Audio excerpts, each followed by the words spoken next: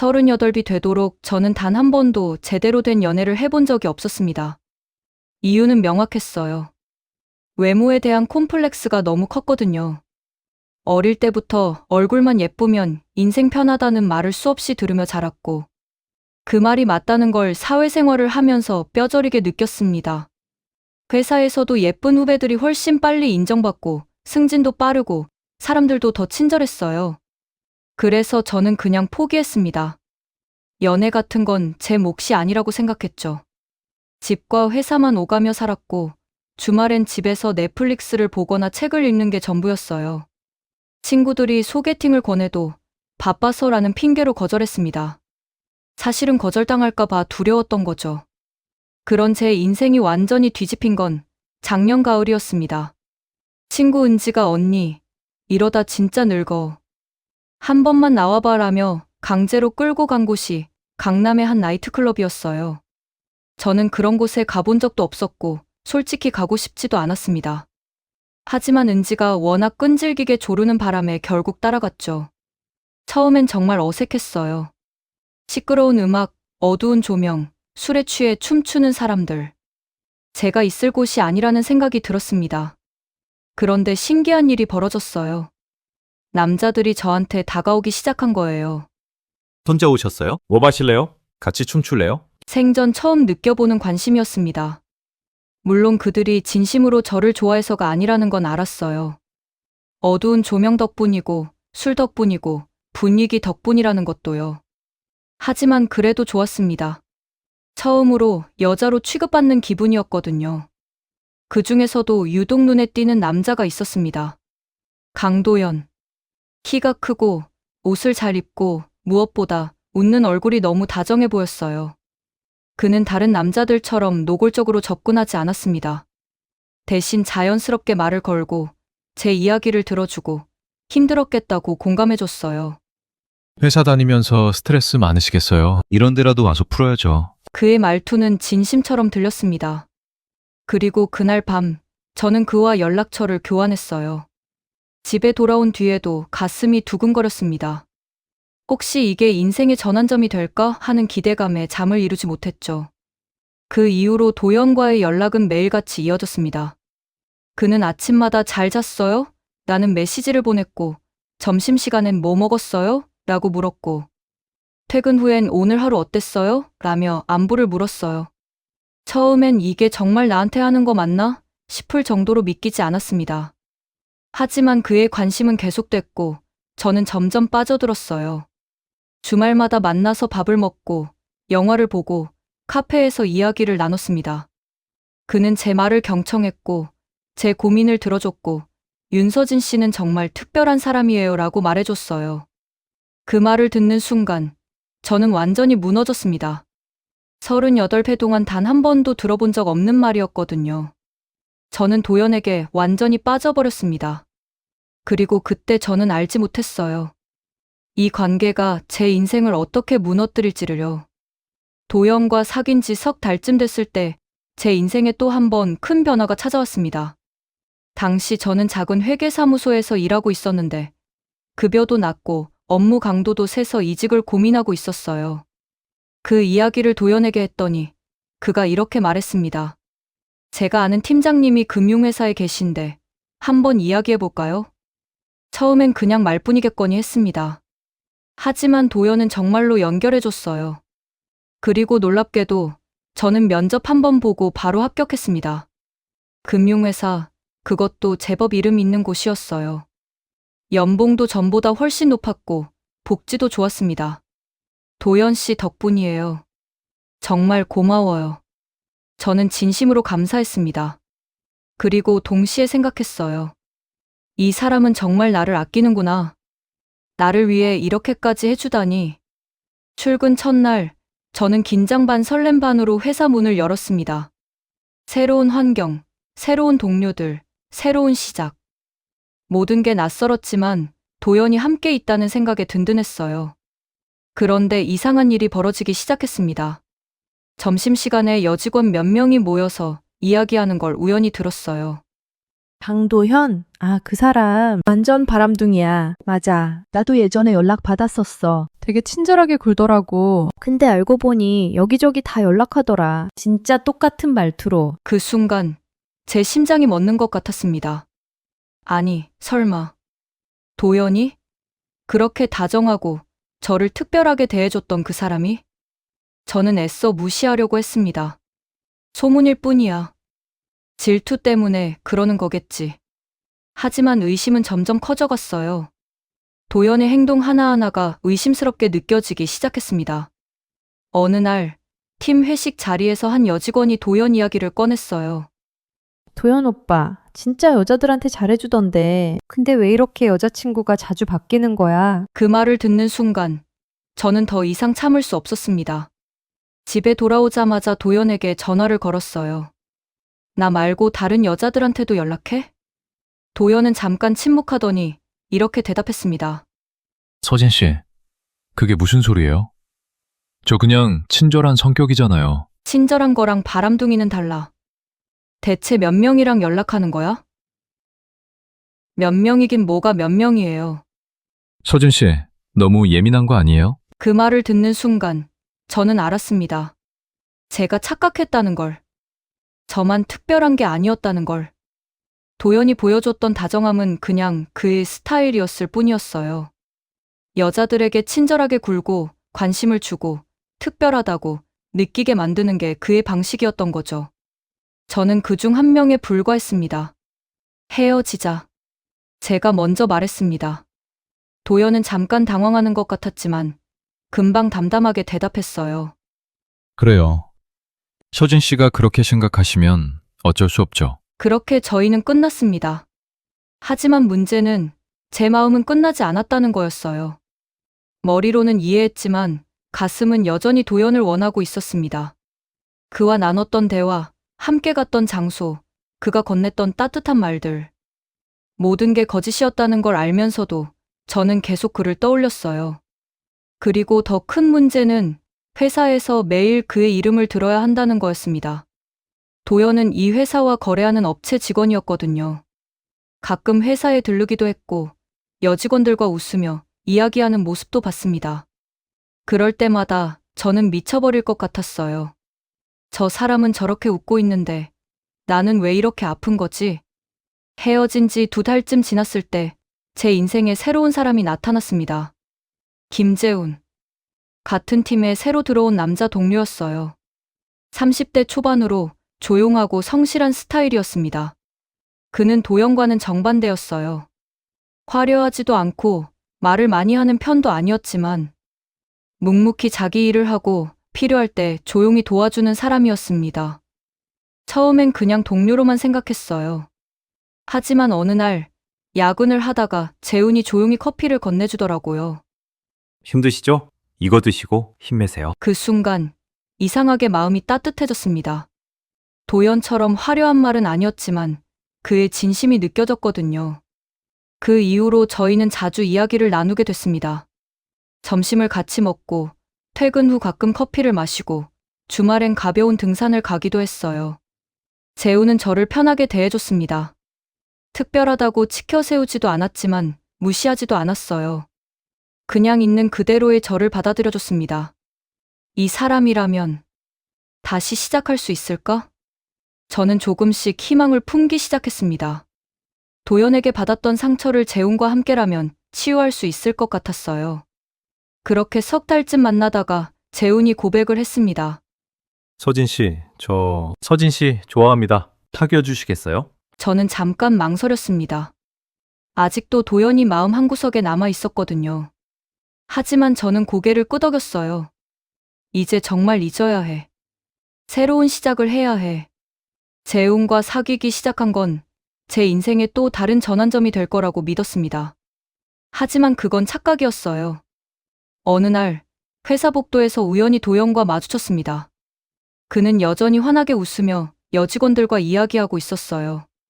그중 한 명이 한지혜였습니다. 신입사원인데 예쁘고 밝은 성격으로 팀에서 인기가 많은 후배였죠. 도연이 지혜에게 말하는 걸 들었습니다. 지혜 씨 진짜 일 잘하시네요. 이번 프로젝트 덕분에 저희도 많이 도움받았어요. 그 순간 제 안에서 뭔가가 터져버렸습니다. 또야? 또 똑같은 말투로, 또 그렇게 웃으면서 저는 참을 수 없었어요. 도연이 지혜에게 하는 말 하나하나가 예전에 저한테 했던 말과 똑같았거든요. 그리고 지혜는 그 말을 듣고 수줍게 웃고 있었습니다.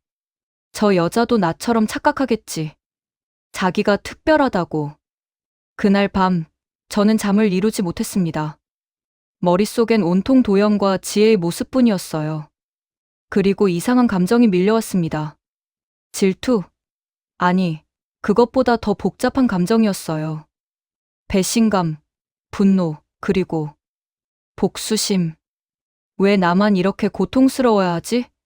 도연은 아무렇지도 않게 웃고 있고, 저 여자는 행복해 보이고, 나만 이렇게 망가져야 하는 거야? 그때부터였습니다. 제 안에서 뭔가가 비틀어지기 시작한 게, 처음엔 그냥 무시하려고 했습니다. 내 인생이나 잘 살자. 도연은 이제 과거야. 하지만 그게 안 됐어요. 회사에서 도연의 이름만 들려도 가슴이 쿵 내려앉았고, 지혜가 도연 이야기를 할 때마다 참기 힘든 감정이 치솟았습니다. 어느 날, 지혜가 팀 회식 자리에서 이렇게 말했어요. 요즘 거래처 강도연 대리님이 진짜 친절하게 챙겨주시더라고요. 덕분에 일이 너무 수월해요. 그 순간, 저는 참지 못하고 한마디 던졌습니다. 조심해. 그 사람 여자들한테 원래 그래. 지혜는 어리둥절한 표정으로 저를 쳐다봤어요. 네? 무슨 말씀이세요? 그냥 조심하라는 거야. 분위기가 싸해졌습니다. 다른 팀원들도 제 말투가 이상하다는 걸 눈치챘을 거예요. 하지만 저는 신경 쓰지 않았습니다. 오히려 속이 시원했어요. 그 이후로 저는 점점 더 지혜를 의식하기 시작했습니다. 지혜가 도연과 통화하는 걸 보면 일부러 지나가면서 쳐다봤어요. 지혜가 웃으면 저렇게 웃으면서 남자 꼬시는 거겠지 하는 생각이 들었습니다. 그리고 어느 순간부터 저는 지혜를 따돌리기 시작했어요. 점심시간에 같이 가자고 하면 나 약속 있어 라며 거절했고, 팀 단톡에 공지를 올릴 때도 지혜만 빼고 올렸습니다. 처음엔 실수인 척했지만 점점 노골적으로 변했어요. 아, 미안. 깜빡했네. 그렇게 말하면서도 전혀 미안하지 않았습니다. 그리고 급기야 저는 지혜에게 개인 카톡을 보내기 시작했습니다. 너 도연이랑 뭐 하는 거야? 회사에서 남자 꼬시는 거 보기 안 좋아. 조용히 처신 좀 해. 지혜는 처음엔 당황하며 해명하려고 했어요. 언니, 저 정말 아무것도 아니에요. 그냥 일 때문에. 하지만 저는 믿지 않았습니다. 아니, 믿고 싶지 않았어요. 거짓말하지 마. 다 보여. 지혜는 점점 위축됐습니다. 회사에 와서도 저를 피하고 팀 회의 때도 말을 거의 하지 않았어요. 다른 팀원들도 눈치를 챘을 겁니다. 하지만 아무도 뭐라 하지 않았어요. 저보다 연차가 낮았고 분위기를 깨고 싶지 않았겠죠. 그렇게 몇 주가 지났을 때 지혜가 결국 울면서 팀장에게 찾아갔습니다. 팀장님, 저 못 버티겠어요. 윤 대리님이 저를 너무 괴롭혀요. 팀장이 저를 불렀습니다. 서진 씨, 무슨 일이에요? 지혜 씨가. 저는 차갑게 대답했습니다. 별일 아니에요. 그냥 제가 조언 좀 해줬을 뿐인데 지혜 씨가 예민하게 받아들인 것 같네요. 팀장은 난처한 표정을 지었지만 더 이상 추궁하지 않았습니다. 결국 서로 조심하라는 말만 하고 넘어갔어요. 하지만 그날 밤 제 핸드폰에 도연에게서 전화가 왔습니다. 서진 씨, 대체 왜 이러는 거예요? 저는 비웃었습니다. 왜긴 뭐가 왜야. 내가 나한테 한 짓 생각해봐. 저 서진 씨한테 뭐 잘못한 거 없는데요. 그냥 헤어진 거잖아요. 헤어진 거? 너 나 이용한 거잖아. 회사까지 소개해주면서 착한 척하고 알고 보니 나만 그런 게 아니었어. 서진 씨, 저 진짜 친절하게 대해드린 건데. 닥쳐. 저는 소리쳤습니다. 그리고 이렇게 말했어요. 너 나한테 책임져야 해. 내 시간, 내 감정, 내 인생. 다 내가 망쳐놨잖아. 위자료네. 뭐라고요? 위자료. 1,000만 원. 한 달 안에 줘. 도연은 황당하다는 듯 웃었습니다. 서진 씨, 지금 정신이 온전한 거예요? 정신 온전해. 안 주면 회사에 다 퍼뜨릴 거야. 내가 여자들 꼬시고 다니는 거. 그렇게 전화를 끊었습니다. 그리고 그 순간 저는 알았어요. 제가 선을 넘었다는 걸. 하지만 멈출 수가 없었습니다. 도연은 제 요구를 거절했습니다. 하지만 저는 포기하지 않았어요. 매일같이 전화를 걸고 문자를 보내고 협박에 가까운 말을 쏟아냈습니다. 안 줄 거야? 그럼 회사에 이메일 돌릴 거야. 내가 얼마나 더러운 인간인지 다 알릴 거야. 도연은 지쳤는지 결국 만나자고 했습니다. 카페에서 마주 앉았을 때 도연의 표정은 차가웠어요. 서진 씨, 제발 그만해요. 이러면 서진 씨도 힘들어질 뿐이에요. 내가 힘든 건 내가 만들었잖아. 저 진짜 서진 씨 좋아서 만난 거예요. 근데 서진 씨가 너무 집착하니까 부담스러워서 헤어진 거고. 그 말을 듣는 순간 저는 완전히 이성을 잃었습니다. 집착? 내가 언제? 매일 전화하고 카톡 감시하고 제 친구들까지 캐묻고. 그게 정상이에요? 저는 할 말이 없었습니다. 사실이었으니까요. 하지만 인정하고 싶지 않았어요. 그건 내가 바람을 피울까봐. 서진 씨, 저 바람 안 폈어요. 그냥 친절했을 뿐이고. 친절히 그렇게 하는 거야? 여자들 다 똑같이 대하면서. 도연은 한숨을 쉬었습니다. 서진 씨 원하는 게 뭐예요? 돈? 드릴게요. 그러니까 제발 그만해요. 그 말을 듣는 순간 묘한 승리감이 들었습니다. 내가 이겼어. 내가 결국 무릎 꿇었잖아. 하지만 동시에 공허함도 밀려왔어요. 이게 내가 원하던 건가? 결국 도연은 500만 원을 줬습니다. 1,000만 원은 아니었지만 그래도 받았어요. 그리고 그날 이후로 저는 더 이상 도연에게 연락하지 않았습니다. 하지만 지혜에 대한 괴롭힘은 계속됐어요. 아니, 오히려 더 심해졌습니다. 팀 단톡에서 지혜를 빼놓고 점심시간마다 따돌리고 업무 실수를 일부러 크게 만들어서 팀장 앞에서 망신을 줬습니다. 지혜 씨, 이런 실수는 신입도 안 해요. 좀 집중하세요. 지혜는 점점 무너져 갔습니다. 얼굴은 창백해졌고 눈가엔 다크서클이 짙어졌어요. 그리고 어느 날 지혜가 회사에 사표를 냈습니다. 더 이상 못 버티겠어요. 죄송합니다.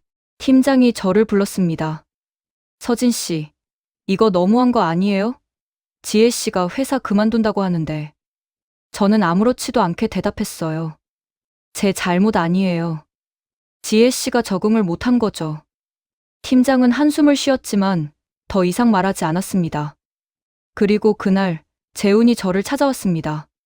서진 씨, 요즘 이상해요. 대체 왜 이러는 거예요? 저는 피식 웃었습니다. 이상한 게 뭐가 있어? 지혜 씨 괴롭힌 거 다 알아요. 그리고 도연 씨한테 돈 받은 것도. 순간 제 얼굴이 굳었습니다. 그건 서진 씨, 저 더 이상 못 보겠어요. 이건 아니잖아요. 재훈은 그렇게 말하고 돌아섰습니다. 그리고 며칠 후 회사에서 저를 호출했습니다. 윤대리, 최근 팀 내 분위기가 좋지 않다는 보고를 받았습니다. 한 달간 정직 처분합니다. 그제야 저는 깨달았습니다. 제가 얼마나 멀리 와버렸는지를. 사랑이라고 믿었던 감정은 집착이었고 정당하다고 믿었던 행동은 폭력이었습니다. 그리고 이제 저는 아무것도 남지 않은 채 혼자 서 있었습니다. 도연도, 재훈도, 회사도 모두 저를 떠났습니다. 그리고 지금 저는 생각합니다. 대체 나는 무엇을 위해 이 모든 걸 했던 걸까? 답은 나오지 않습니다. 다만 후회만이 밀려올 뿐입니다.